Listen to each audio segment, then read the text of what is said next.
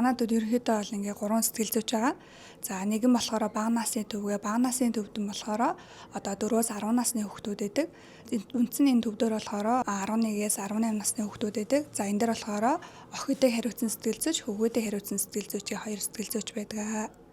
Ерөнхийдөө бол хүүхдүүдэд ер нь яаж ажилт юм бэ гэхээр тухайн хүүхдийн онцлог шалтгаалаа янз янз байдаг.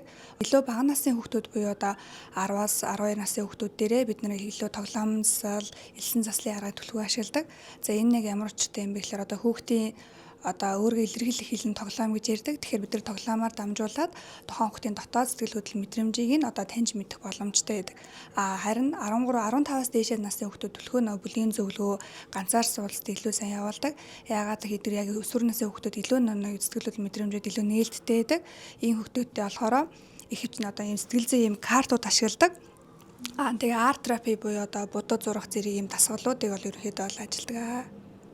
За охидуудын хувьд гэх юм бол ер нь охид хөвгүүд ихгүй ер нь ялгаагүй манай хүүхдүүд нийтлэг асуудлууд нь болохоор мэдээж ингээ эрсэл бүлгээс ирж байгаа болохоор тодорхой хэмжээний эцгийн хараа хяналтсуул үл хайр авах зэрэг зэрэг эдгээр ийм эрсэл бүлгээс ирсэн хүүхдүүдийн сэтгэл хөдлөл мэдрэмж маш өндөр байдаг. За зарим нэг хүүхдүүд болохоор илүү нээлттэй хүүхдүүдэд ажиллахад бид нар бас ингээ өөрөөдөө дажгүй байдаг. Өөрийгөө илэрхийлэх чадамж нь аягүй сайн тий. Илүү хаалттай хүүхдүүдтэй буюу өөрийн дотоод мэдрэмж илэрхийлэхдээ бэрхшээлтэй ч илэрхийлж чадахгүй тий.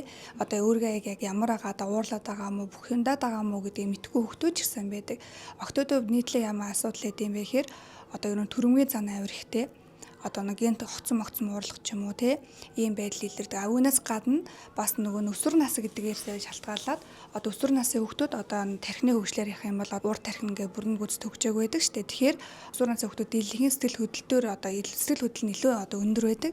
Тэгээ аливаа ямар нэг асуудлыг шийдвэрлэх ч юм уу тий. Мэдрэмжээ илэрхийлэхдээ сэтгэл хөдлөл мэдрэмжээрээ асуудлаа шийдэж их зэрэг сэтгэл хөдлөлөд маш өндөр байдаг хүүхдүүдийн хувьд.